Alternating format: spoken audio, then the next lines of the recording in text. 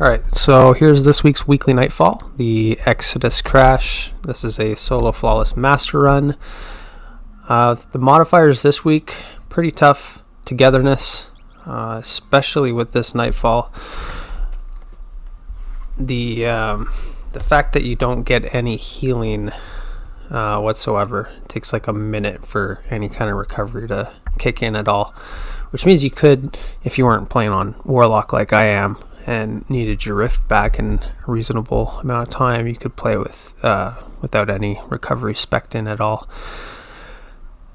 Other than that, the daily modifier is lightning crystals, which is I'd say it's the most fun daily modifier out of the three this season. So ability span, you're able to get all your abilities back quite a bit faster. Now I know I've been using the Stag Warlock quite a bit, but I actually tried completing this run several times with Striker Titan, and I don't know I know that there's a cheese that you can do with the boss, and it seems like most people that are doing this solo do rely on the cheese. And it makes sense because the boss is actually, it's a pretty hard boss fight.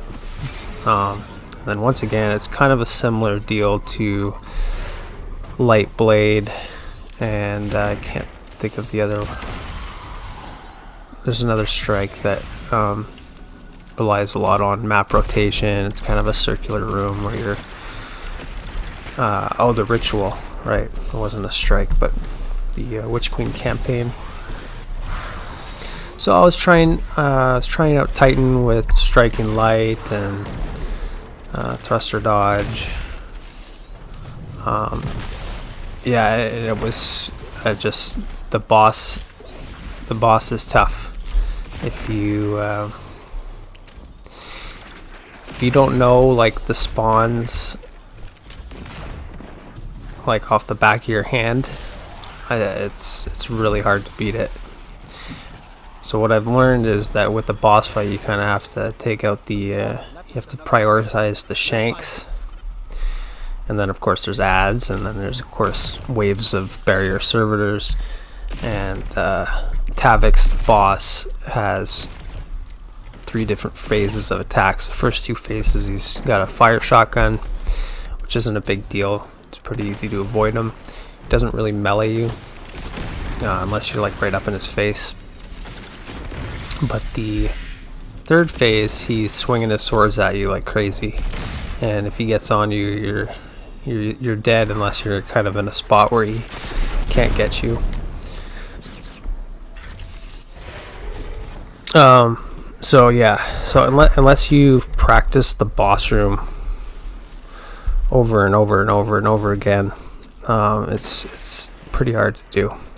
But with that said, I completed this on Grandmaster, not solo obviously, but I was messing around quite a bit on with Touch of Thunder pulse grenades on Striker. With no overload weapon, so I just had surge detonators. So I was, and this was on Grandmaster, so lightning crystals wasn't active, and it's pretty interesting. Even though pulse grenades have a 2-minute and 1 second cooldown, compared to storm grenades at 1:45, I think you get your pulse grenades back faster with Touch of Thunder because of all the ionic traces it produces. Because normally with the other grenades, like you can add Spark of Shock, Spark of Magnitude, Spark of Shock jolts. You can then add Spark of Ions, which means that if you defeat a jolted target, you get ionic traces or a ionic trace. But with pulse grenades, it just gives you ionic traces for free as it does damage. You don't have to defeat anything. So it was pretty interesting. You can, on Grandmaster, literally take out overload champions with pulse grenades only. Now, of course, I was using double bomber on the class item, and surge detonators, obviously, and then I had bolstering detonation on my arm piece, so I was able to cycle my dodge once or twice while after throwing my my grenade. Then I dodge, and meanwhile I'm getting ionic traces. It's charging my dodge back. I'll often have another chance to dodge again, and then my grenade is back like within 10 seconds. So, and overloads have roughly a 7-second cooldown for when you can stun them again. So essentially, you're able to throw back-to-back pulse grenades within that time frame to keep him stunned. That's if the first pulse grenade doesn't kill him outright while you're doing weapon damage, which can also happen. Now, so can you do this with storm grenades only? You could if you're using like a firepower build, I suppose. But I don't think storm grenades have the same cooldown as pulse grenades with the ionic traces. Which is, yeah, just a little fun fact that something I wouldn't have thought about just looking at pulse grenades at face value, because A, they're not as versatile as storm grenades, and B, they have a longer cooldown. So, you know, it's just been obvious this whole season that storm grenades are the thing. But I think pulse grenades are a little bit slept on, especially if you're going to rely on them to deal with overloads. It does so much damage. Like, you just put it right on the overload and they're locked in that pulse grenade. Your storm grenade's not going to track to another target. You know, it's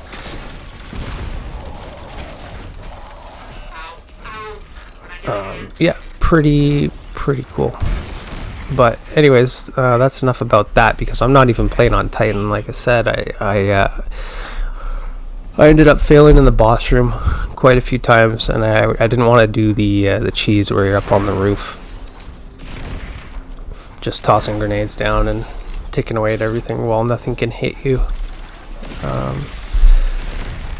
So I guess it just takes some more practice, and specifically in the boss room, what I need to do is, when I fail in the boss room, instead of starting over, I just need to well, I can't do this on Grandmaster, obviously. You can't just practice certain sections on Grandmaster, because you obviously, when you wipe, you go back to orbit. But on Master, and it's basically the same mission on Master, just easier. But it's all the same champion spawns and same mechanics and everything. So what I should do is, on Master, is practice the boss room over and over, just by restarting at the checkpoint after dying, or die intentionally, so that I can optimize the run to be smoother and smoother. But yeah, so togetherness is pretty brutal. If you don't have like an efficient way of healing, it's really tough. So, you know, so I'm using a Stag Warlock. I'm getting my rifts back reasonably fast. Like I said, this is on Master difficulty with lightning crystals, so of course my cooldowns are a lot quicker. I was even able to notch down my recovery to tier 9, and I was still able to have back-to-back rifts.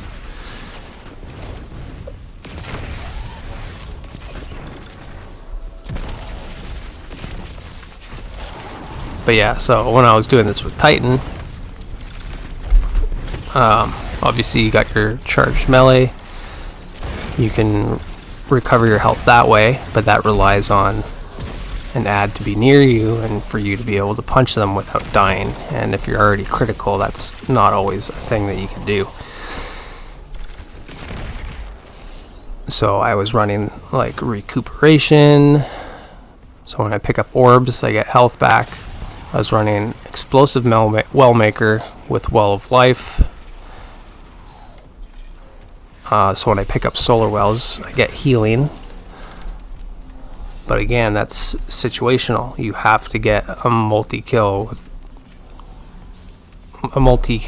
with explosive damage. So like if you kill a bunch of shanks at the same time, if you use Wither Horde or Forbearance, grenade launcher, rocket launcher, multi-kills are going to spawn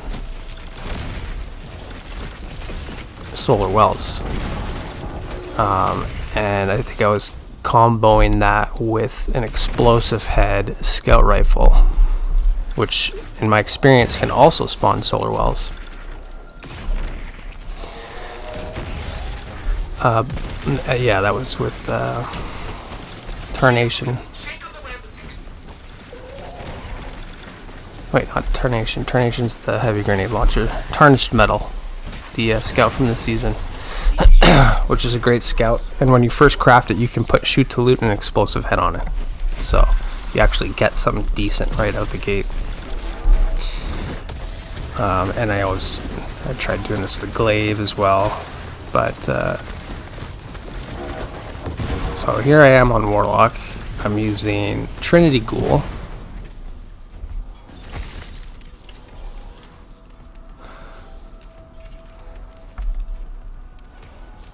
And the neat thing about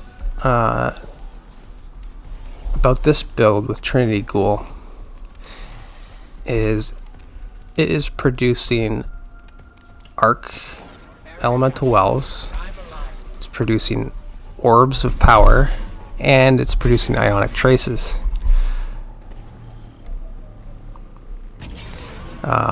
Which you don't need Warlock to do that with. You can do that with any class, any weapon. But I wanted to make Trinity Ghoul my bread and butter of this Warlock build. Just get a rift down, get the Arc Soul up, and then just go to town with Trinity Ghoul. It's great for ad clear. It's not the best bow overall for DPS to beefy targets.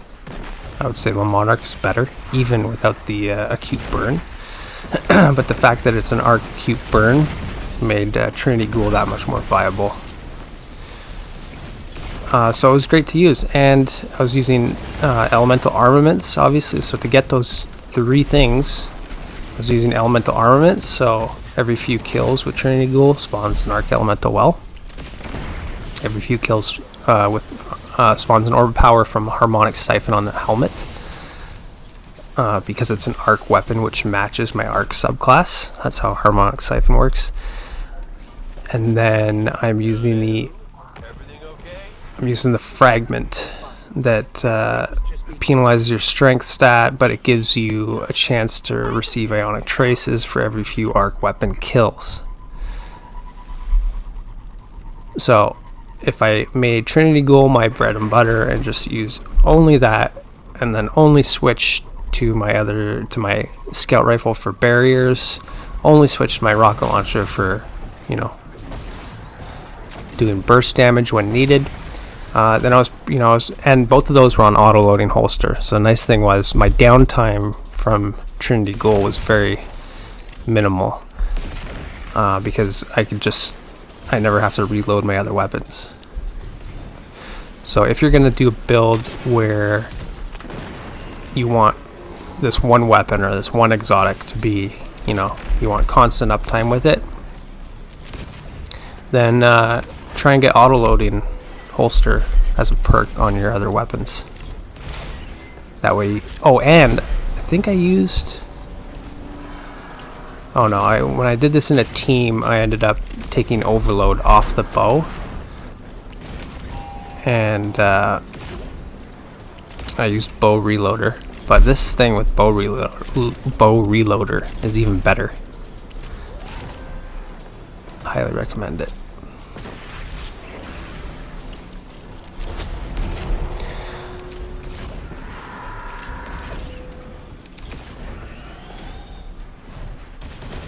can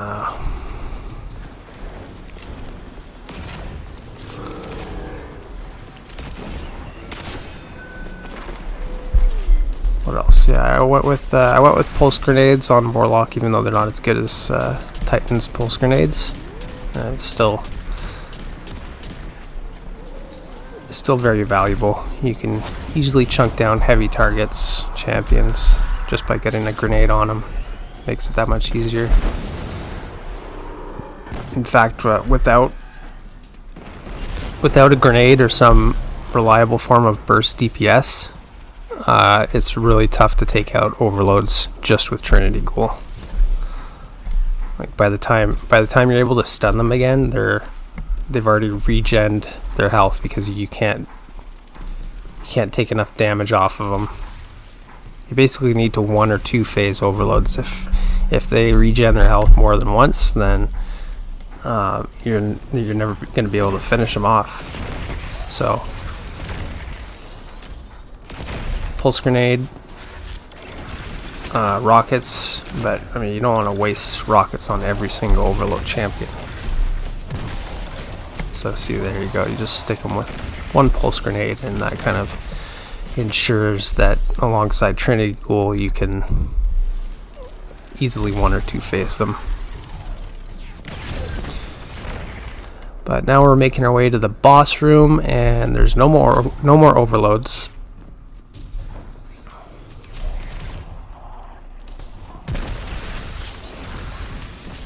Just a couple barriers.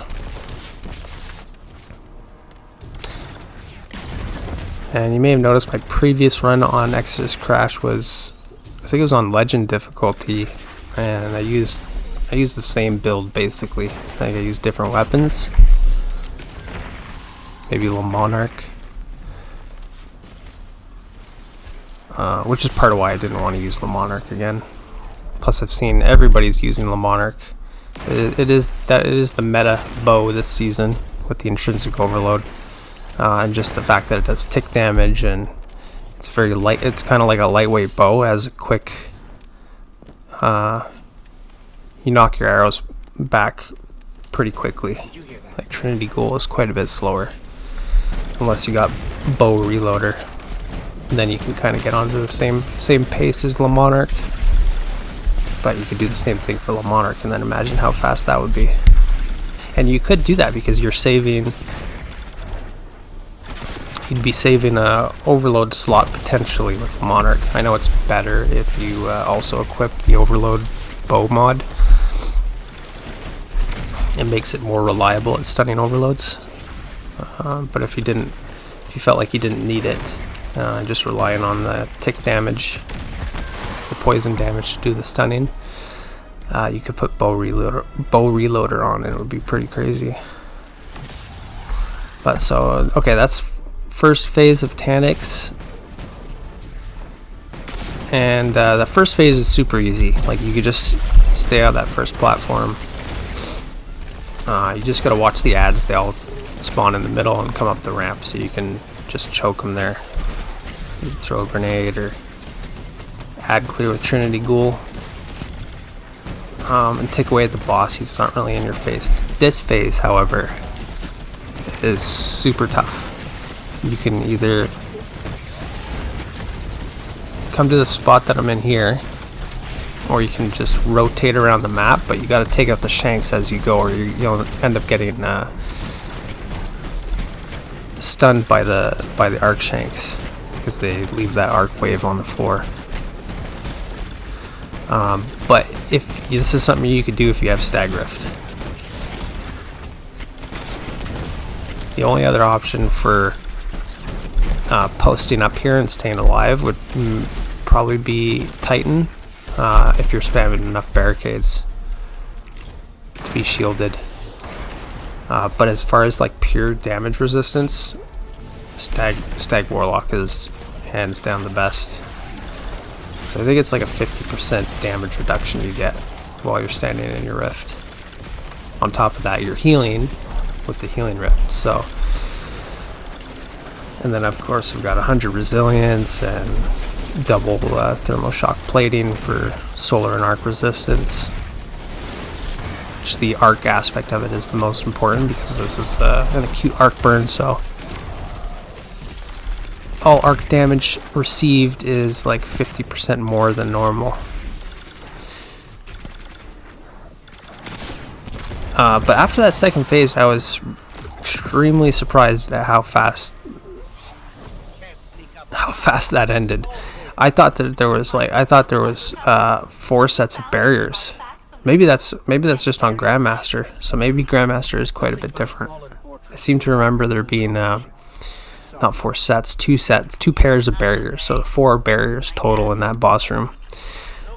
But in this one there was only 2. Anyways, hope you enjoyed. I'll see you in the next video.